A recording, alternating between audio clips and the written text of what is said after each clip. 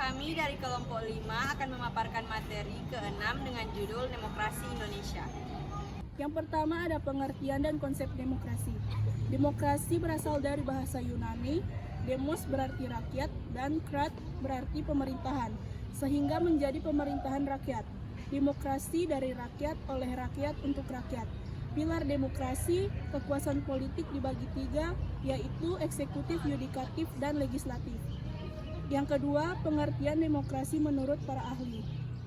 Yang pertama ada Aristoteles, demokrasi sebagai kebebasan karena hanya dengan kebebasan setiap warga negara dapat saling berbagi kekuasaan.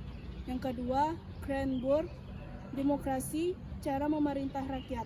Ketiga, Abraham Lincoln, demokrasi pemerintah dari, oleh, dan untuk rakyat. Yang keempat, Kunjoro Purbopranoto, demokrasi sebuah sistem di mana rakyat ikut berpartisipasi secara aktif dalam pemerintahan negara.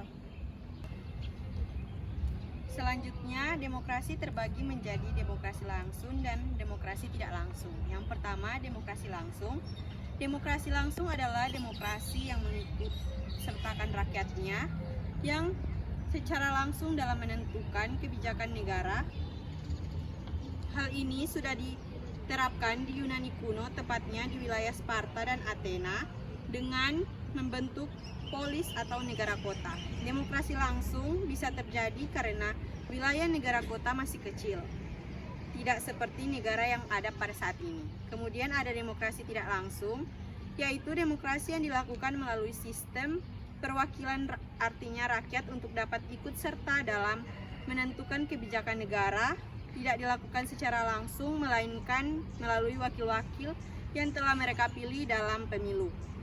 Penerapan demokrasi ini lebih banyak digunakan pada negara-negara lain, sebab jumlah penduduk dalam suatu negara senantiasa bertambah. Selanjutnya ada sejarah singkat demokrasi. Dalam sejarahnya, konsep demokrasi pertama kali dipraktikkan di negara kota atau polis Athena pada abad ke-5.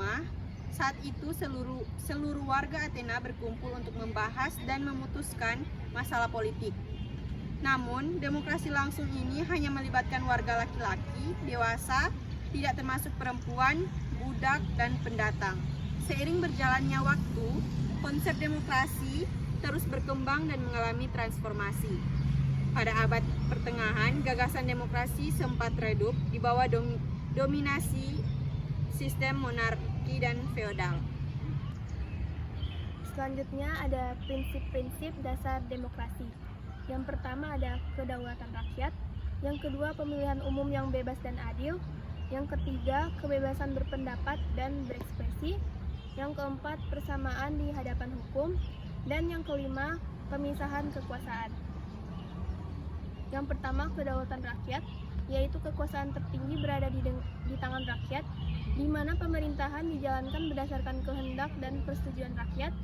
Yang kedua, pemilihan umum yang bebas dan adil, yaitu warga negara memiliki hak untuk memilih pemimpin dan wakil mereka melalui pemilihan umum yang dilakukan secara berkala, bebas, adil, dan transparan.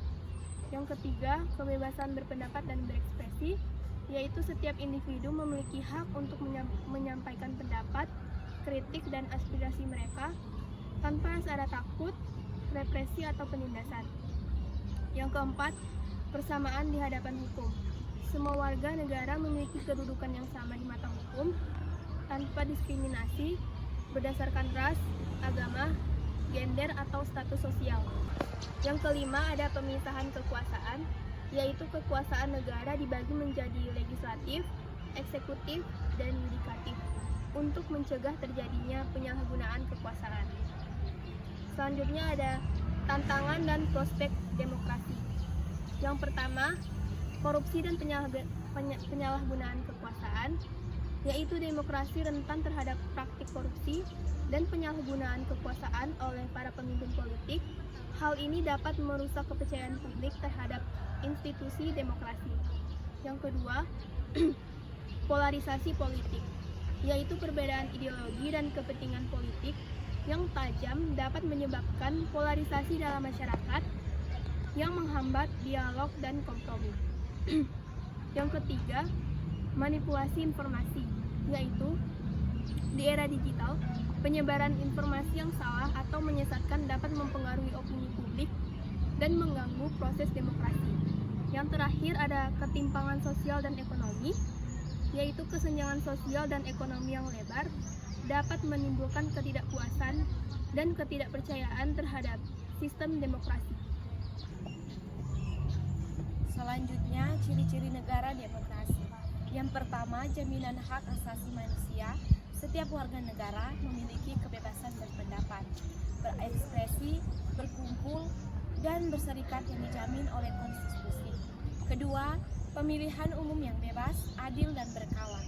Pemimpin dipilih langsung oleh rakyat melalui pemilu yang diselenggarakan secara rutin, tanpa paksaan dan intimidasi. Setiap warga negara yang memenuhi syarat memiliki hak memilih dan dipilih. Yang ketiga, sistem multipartai. Terdapat lebih dari satu partai politik yang saling berkompetisi secara sehat dalam pemilu.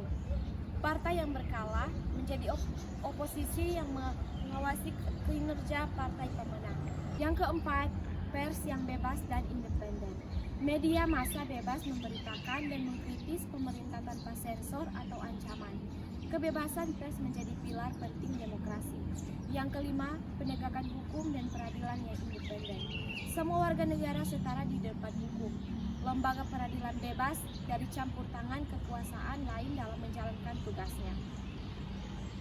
Kesimpulan, demokrasi adalah sistem pemerintahan dari, oleh, dan untuk rakyat dengan kekuasaan yang berbagai dalam eksekutif dan yudikatif.